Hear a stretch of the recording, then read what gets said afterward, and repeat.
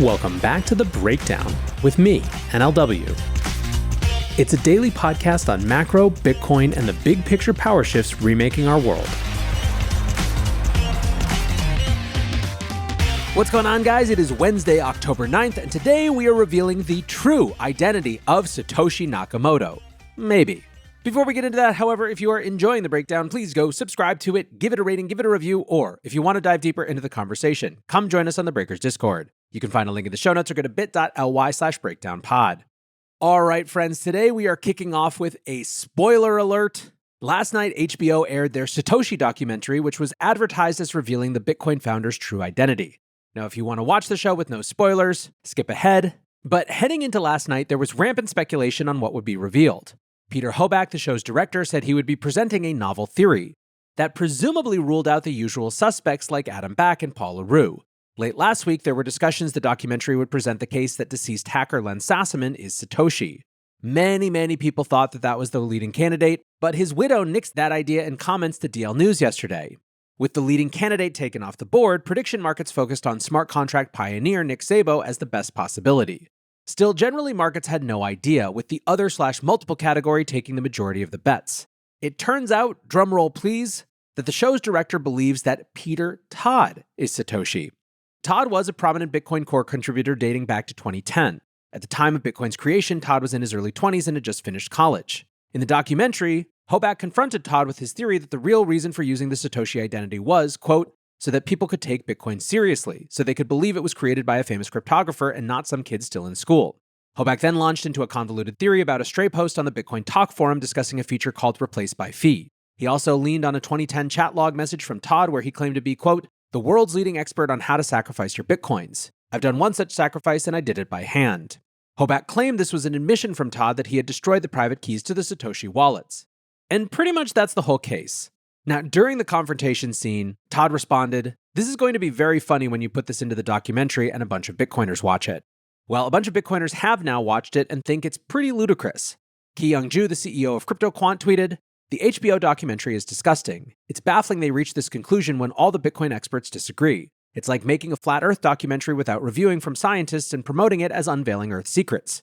BitMEX Research was similarly insulted, adding, around 15 minutes of the long film is dedicated to trying to indicate that Peter Todd is Satoshi. The quote-unquote evidence for this claim in the film is absolutely pathetic, being both wrong and inconsequential at the same time. Seems they just perhaps added the Satoshi claim in to boost interest in the otherwise average documentary.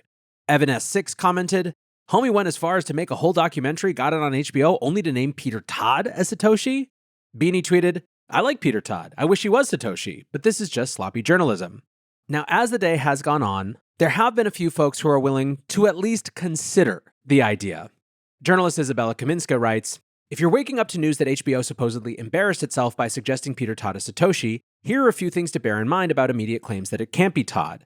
This is based on my independent analysis, which, even if not technical, is entirely neutral as I've never claimed to know who Satoshi is.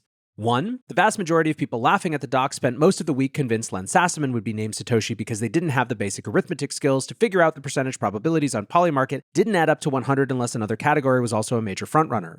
To find that category, you just needed to scroll down to the bottom of the options. So I wouldn't trust the knee-jerk crowd reaction. Remember, bulk of the crypto space is very susceptible to social engineering and being defrauded.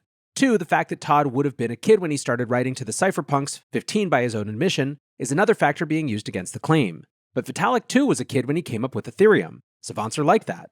Not a credible counter-criticism in my opinion. In fact, Satoshi is often deemed to have been self-taught with strange gaps in his otherwise high-grade knowledge. 3. I don't think people have absorbed properly that Cullen's argument is that it's precisely because Todd was young and didn't have clout in the community that he assumed an alias. Later, this proved advantageous for other myth-making reasons. But the original point is not illogical. 4. Even if Todd mostly wrote the paper and was one of the ones who engaged in key development comms as Satoshi, it doesn't exclude the possibility that he also got a lot of wing support from the OGs and the whole thing really was a group effort. 5. It's the body language in the doc that is the most compelling evidence in my humble opinion. Not that they would ever agree to do it, but I do wonder if both Todd and Back could pass a polygraph test. Based on those reactions, I suspect results would be inconclusive at best. 6. Despite being a prominent name in the Bitcoin community, there is very little out there that is easy to download in terms of Todd's early credentials. His old CV being scrubbed from the internet adds to the mystery and is somewhat suspicious. 7. Todd speaks often about the fact that he spent a lot of time thinking about how to solve the money problem, and was very nearly there. He also mentions key influences like Star Trek and the fact that his dad was an economist. All of this fits the profile. 8. Todd is Canadian, which explains the Britishisms. Overall, totally agree none of the above is the definitive smoking gun, but I don't think it is laughable either. As the documentary maker says, the fact that there is always a knee-jerk and usually over-the-top reaction to laugh off anyone even daring to float around the Todd name, usually spearheaded by the OGs, is suspicious in its own right and indicative of classic social engineering. At the end of the day, Todd being Satoshi is just as plausible as any of the other key Pantheon suspect members. Still, overall, I think that the final word on this particular issue comes from Todd himself. And I'm not referring to where on Twitter he explicitly denied being Satoshi. I'm referring to the point where, as he's being confronted, he states, "I suspect a lot of Bitcoiners are going to be very happy if you go this route, because it's going to be yet another example of journalists really missing the point in a way that's very funny." When asked what the point was, Todd continued, "The point is to make Bitcoin the global currency, and people like you being distracted by nonsense can potentially do good on that." Or as Jameson Lopp summed up, "The more Satoshi documentaries we have pointing fingers at different people, the better. I am Satoshi Nakamoto." Of course, this will be quite the debate going on, but still at least we have something to talk about today other than the election's impact on Bitcoin. This episode of The Breakdown is brought to you by Exat Network. As regular listeners know, one of the things that I think is really exciting right now is all of the new builder energy around Bitcoin, and Exat Network is a great example of that. Exat Network utilizes a combined consensus mechanism of POW and POS, enabling miners to earn revenue and stakers to earn Bitcoin yield. Their state data index mirrors Bitcoin UTXO data, creating a venue for BTCFi to flourish and a platform to trade Bitcoin assets. Exat Network partners with Matrixport, committing 5,000 to 10,000 NBTC to the network, assisting with dApp development and enhancing security. Ultimately, the goal is for Exat Network's decentralized asset custody to enable you to earn Bitcoin yield without sacrificing security or transparency. The Exat Network aims to unlock and scale the Bitcoin ecosystem without compromising Bitcoin ideology. Check out exat.network or follow Exat on Twitter at Exat Network, that's EXSATNETWORK, and unlock Bitcoin DeFi with Exat. Next up, let's talk about the election's impact on Bitcoin. We're heading into the home stretch for the election, and research shops are starting to unpack expected outcomes in the crypto markets. According to Standard Chartered, a Trump administration is still the most positive thing for crypto markets in general. Their forecast for the end of next year if Trump wins is Bitcoin going 3x, Ethereum 4x, and Solana 5x. Basically, Trump would be good for the entire market and risk would be on across the board. The prediction for a Harris victory is more muted and inverted.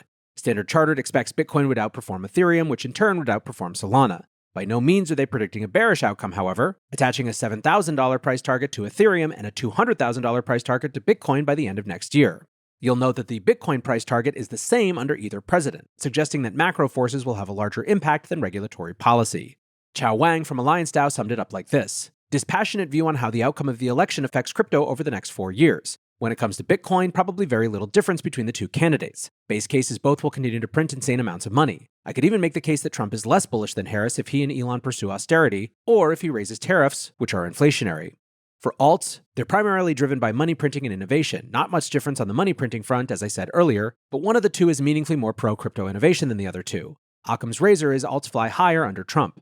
When it comes to crypto startups, our data is unmistakable. Crypto entrepreneurial spirit has been alienated over the last 2 years in the US thanks to Choke Point 2.0 and the SEC. 4 more years of hostility from the government, and I predict there won't be any meaningful crypto innovation in the US. Another small interesting story, Bitcoin savings and rewards platform Fold have filed to go public via merger. The stock will be listed on the NASDAQ under the ticker FLD. The merger with a blank check acquisition company already has board approval and is waiting confirmation from shareholders and regulators. The merger is expected to be completed at a company valuation between $365 million and $420 million, depending on Bitcoin's price at the time. Fold was founded in 2019, but really came into their own during this cycle. Their origins were as a service that allowed users to exchange unused gift cards for Bitcoin way back in 2014. Now the company pitches itself as a bridge between banking and Bitcoin. Fold offers a bank card that allows customers to earn Bitcoin cash back on everyday purchases. They also have features that allow users to earn Bitcoin by paying their mortgage or rent. Fold's payment rails are fully integrated with the Lightning Network, making them a useful interface for fiat payments. The company has basic custody and trading services for cardholders, but hope to expand and add an OTC after going public. The company is still quite small, with just 22 employees as of May of this year. The main selling point for stock investors seems to be the company's sizable Bitcoin reserve. As of July, the company has a treasury of over 1,000 Bitcoin worth around $60 million. They view Bitcoin as their unit of account and plan to continue growing their treasury over the near term. Fold commented, "We believe existing macro conditions to be favorable towards adding additional Bitcoin to our balance sheet at current market prices." And so the MicroStrategyification of the world continues. Now, the other big thing that I wanted to cover today is more on the macro side, where top economic planners in China have dashed hopes of a large and continued stimulus. But because I am on the road and traveling, I apologize, we're doing a slightly shorter than normal episode today. I will be back with that Chinese stimulus walkback, and or if there's a more important story that comes up between now and then, whatever it is, tomorrow. For now, however, appreciate you listening as always, and until next time, be safe and take care of each other. Peace